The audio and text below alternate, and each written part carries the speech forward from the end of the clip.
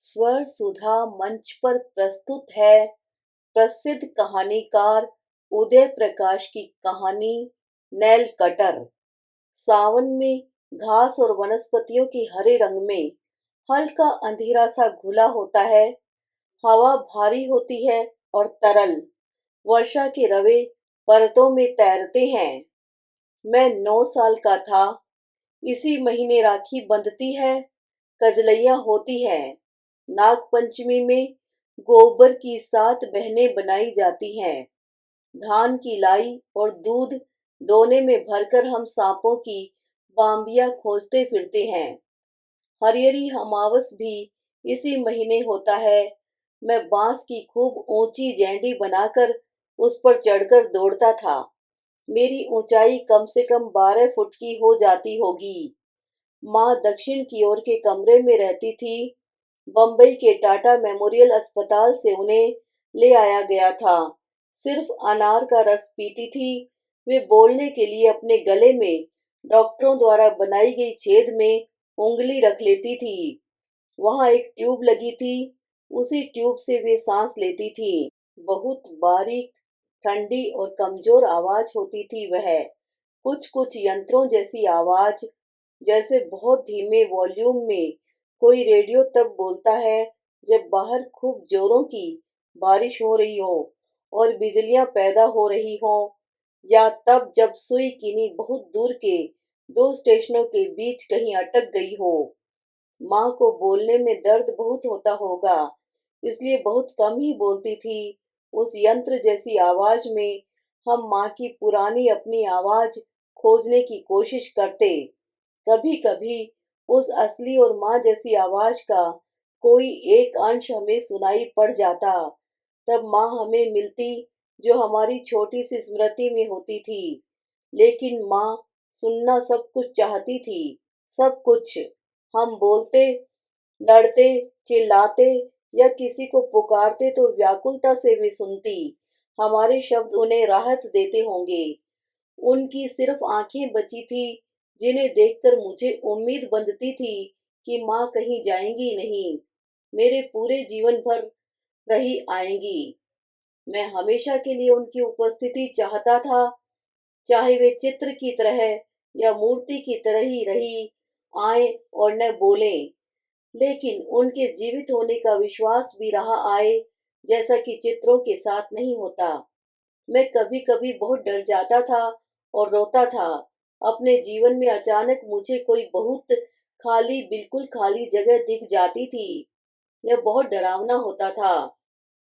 उस दिन माँ ने मुझे बुलाया।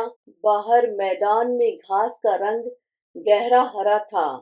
बादल बहुत थे और हवा में भार था। वह भीगी हुई थी। माँ ने अपनी हथेली मेरे सामने फैला दी। दाएं हाथ की सबसे छोटी उंगली की बगल वाली उंगली का नाखून एक जगह से उखड़ गया था। उससे उन्हें बेचैनी होती रही होगी। इस उंगली को सूर्य की उंगली कहते हैं। मैं समझ गया और नेल कटर लाकर माँ की पलंग के नीचे फर्श पर बैठ गया।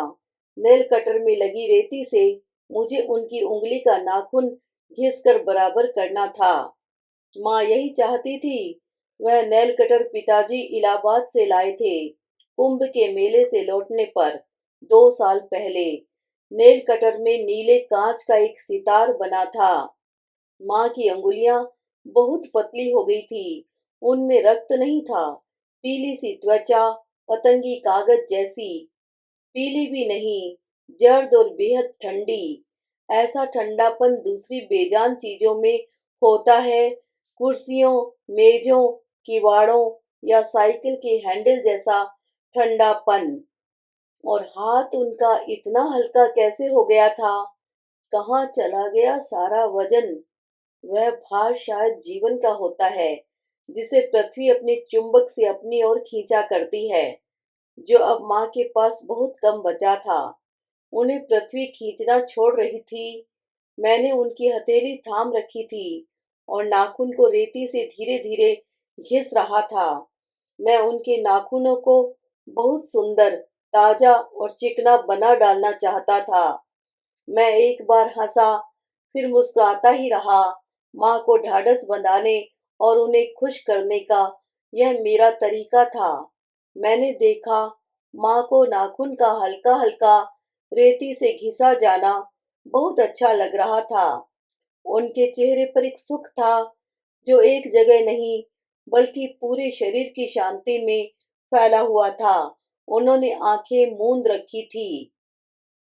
1 घंटा लगा। मैंने उनकी एक उंगली ही नहीं, सारी उंगलियों के नाखून खूब अच्छे कर दिए। माँ ने अपनी अंगुलियां देखी। यह कितना कमजोर और हार का क्षण होता है जब नाखून जीवन का विश्वास देते हैं। कितने सुंदर और चिकने नाखून हो गए थे। माँ ने मेरे बालों को छुआ। वे कुछ बोलना चाहती थी, लेकिन मैंने रोक दिया।